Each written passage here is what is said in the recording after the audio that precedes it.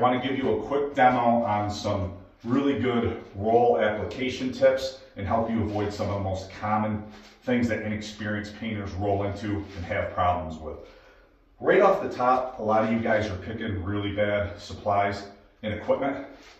Really love these Worcester naps, especially this 14-inch size. I love the 3/8" thickness for smaller residential areas like a bedroom.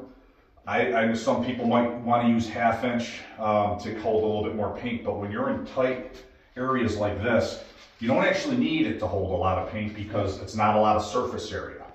And 3/8", it's a little bit tighter and it allows for better finish quality. So highly recommend 3/8" thickness. I love the 14-inch width because it gives you the perfect balance between 18-inch wide and 9-inch, which a lot of painters for years would pick either one. Well, they got this now, and this is the perfect compromise between allowing you to cover some pretty good ground without being so big that it's difficult to get into tighter areas that you see in residential painting. And it's also not as heavy and bulky and difficult to work with as an 8-inch. The other thing is if you're buying the cheapest roller cover that you can find in a store, it's bad. There's a reason why it's the cheapest one. It's going to shed lint all over your walls. Even these are shed resistant. Now, they're not 100% shed resistant, but any minor shedding that happens will happen on the first coat. Usually you're going to do 2 coats, and any of that shedding is going to get scuff sanded away anyways, and is honestly so minor that you wouldn't even see it, even if you were only doing 1 coat. So, really love the Worcester products. This is a adjustable pole.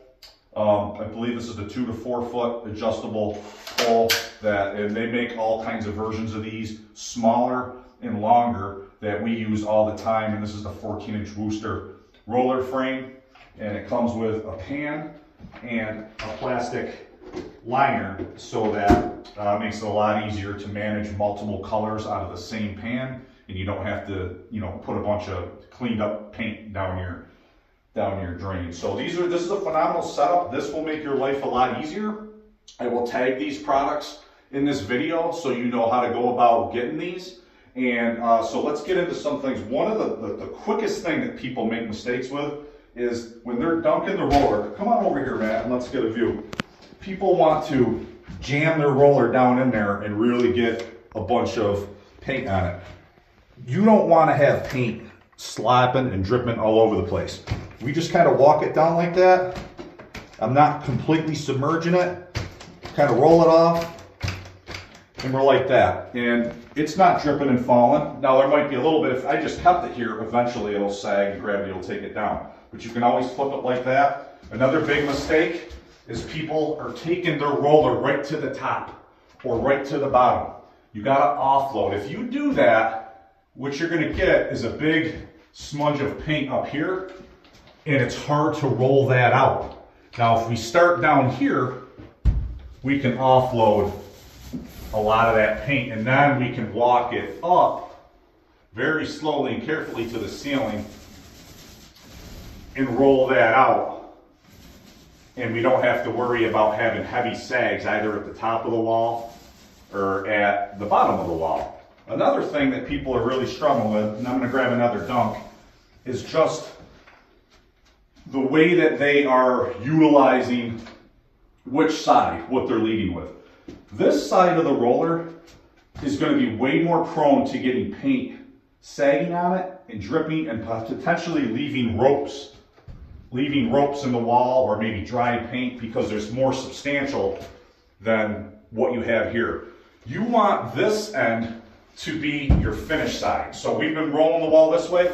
You want that side to be on your finish wall.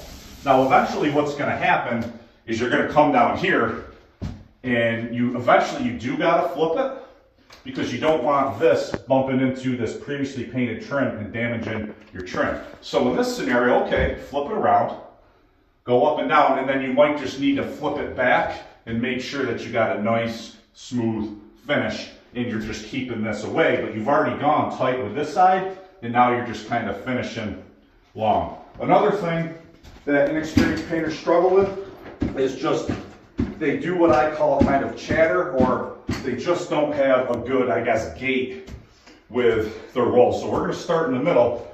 A lot of people will kind of be like this. They really struggle with the pressure. They're either putting too much pressure on or they're too limp. It takes experience, but people really struggle with the pressure, and that's really a big key. And I can tell you about it all day long in a video until you get some reps and really get a feel for how much pressure is pushing how much paint. That's something that takes a little learning curve. But what I can tell you absolutely is that you don't want to be like this. And I can't tell you, every time you give somebody a roller for the first time, that's what they're going to be doing. So now, when you're up here, yeah, you might, at this point, you might need to slowly walk it up, okay? And there might be certain sections that maybe are a little porous, or sometimes you get these weird divots and pits in the sheetrock that you might have to be like, damn it, that's, okay. So you can do that a little bit, but then you just, I call it finish long and finish strong. Okay, see how I'm rolling all the way down. So here I might have to do a little bit of walking, a little bit of quick hesitation strokes, but now I'm finishing strong, okay? Finish strong, finish strong. Your overlaps, you do want to have a little bit of overlap. So, I know it's hard to see because we're painting over the same color, so hopefully you can see the wetness a little bit in this video. But now you can stop, offload in the middle, and you want roughly about 1/3, I think 1/3 to 40%, something like that. You want to overlap where you came from, okay? And so now I'm going to lock it up, we're going to come back, boom. I might tail off here a little bit because I got quite a bit of paint on here.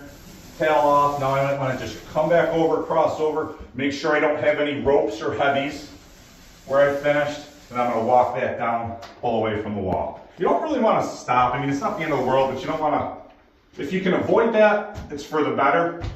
Now, when you're working with lower sheen paints that aren't as glossy, mattes, flats, even eggshell like we're doing now, you get a little bit more room for error because they don't flash as much, they don't reflect as much light. So some of these things aren't as critical if you're working with a higher sheen paint. So, now we're going to come here, you're going to get a chance to see me roll through, offload, come back. I got about roughly about a 30% overlap. You can see that I'm coming up. Sometimes people also, they're so scared of hitting the ceiling, which you don't want to tag the ceiling, but they come up short to like here, and then they're here. It's like, nah, you got to get good enough to where you can kind of walk it close. All right, that's where you want to be. And now I'm close to this casing. So do a little dunk here, and now I'm going to flip this because I don't want to smash into the casing. I'm going to flip it this way. I'm going to lock it up carefully. See how a little bit of back and forth because I want to offload again, but I don't want to push up a bunch of heavy paint and get sagging up here. Boom, here now, I'm going to very carefully walk this edge, walk it down. Come back over. Now what I can do this and make sure I got a really nice intersection here like that. Now we got these tight quarters up here. I don't want a lot of paint. There's not a lot. So I'm going to keep, I call this dry rolling, relative dry. There's still paint in here, but I'm going to kind of do this just to get some paint in there. Now this isn't the only way you can paint these areas. You can just brush this in if you want, or there's micro rollers. Okay, 4-inch whiz rollers or micro rollers, we use those quite a bit. This particular example, I just cut in the ceiling and cut in the trim, and now I'm just going to, you really don't have much of a choice but to kind of walk this and do that, okay? So that's what this is. And then here, I actually brushed this in, but you can go change the orientation if you want to get more consistency in the roller stippling texture versus having it brushed. Brush application texture over here. Again, not a huge deal when you're working with lower sheen paints because you really don't notice that anyways. But all of that, I didn't have to dunk it again. I had enough paint to do that. One last bonus tip here, and even experienced painters often struggle with this. Matt, come over here because I'm going to look at this corner. So this is what we would call an outside corner. A lot of the room corners are going to be, they're both 90-degree angles, right? But this is an inside corner. most of the corners you do will be like this. Here you don't have to cut this. What happens is, let me dump this, is people don't realize they're getting overspill. So I got quite a bit of paint in here. I got this outside corner. I already painted this wall. I'm like, oh, that looks great. And then they're doing this, and they go like that. And then they come here, and they're so focused on this side. They're like, oh yeah, I'm a great painter, man. Look how good this looks. I really outdid myself on this wall. Boom, boom, boom, boom, boom. And you can see, once you get a hang of this, you can see I just rolled this wall not very long. Boom. Oh, and then you walk away. Oh, uh-oh. Uh-oh. Oh, shit. Right? I can't tell you how often, obviously, inexperienced painters struggle with this, but even experienced painters, they just lose sight. They get lost in their thoughts, and this is going on. You can't go over there, Matt. You can't see it. So here's the thing. Not a big deal.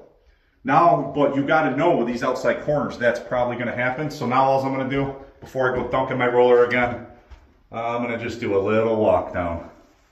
Next time you're walking around your house or a buddy's house or your parents' house or whatever it is, take a look at some of their outside corners. You might be surprised how many times you see heavy sags and all, but see how now that's smooth. And sometimes, like, you don't want to go dunking it again. And sometimes you're like, wait, did I get it over here now? No, because why? We were using a dry roller. And you can always just kind of very light pressure do that. And that looks great.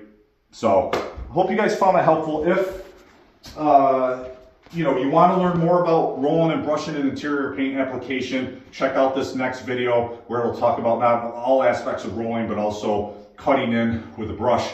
Really appreciate you watching. Hit subscribe, hit a like, ask any questions in the comments. Appreciate it. Happy painting.